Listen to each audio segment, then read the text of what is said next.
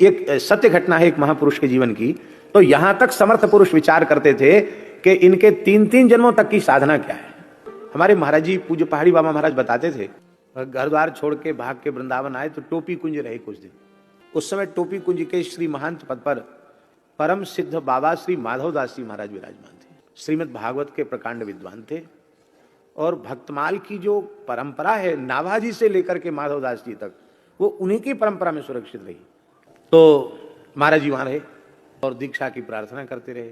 वो गैया चराओ, महाराज गैया चराते रहते। एक दिन बोले कि आप हमको जानते नहीं हो कि हम किस घर के बालक हैं, इतने दिन से आश्वासन दे रहे हो, दीक्षा नहीं देते हो, दीक्षा दीजिए। जानते हैं तुम अमुक कुल के बहुत पवित्र कुल के बालक हो और तुम 1 साल से यहाँ हो, सब प्रकार से ठीक है, लेकिन अब तुम ज्यादा हट कर रहे हो तो मैं विचार पूर्वक बताऊंगा। महाराज जी कहते हम तो अल्हड़ी जैसे थे, शुरू से ही बोले कैसे अभ्यास रहा। कहा कब बताएंगे, साल भर तो बीत गए, बताइए जल्दी बताइए। ध्यानस्थ हो गए।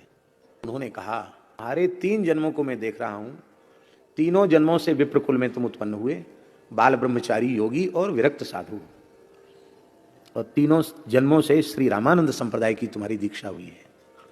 इसलिए मैं तुम्हारा उपकारक तो हूं, पर मैं तुम्हारा गुरु नहीं हूं।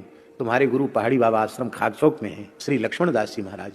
विप्र कुल का शरीर है और बड़े योगी, बड़े तपस्वी पुरुष हैं, पर उनकी समस्या यह है कि वे चेला बनाते नहीं है, लेकिन मेरा नाम ले दोगे तो वो बना लेंगे। तो महाराज जी कहते हम तो धुन सवार थी शिष्य बनने की, तो हम पहुंचे वहां। मैं दंडवत किया, कहो बच्चा कैसे आए?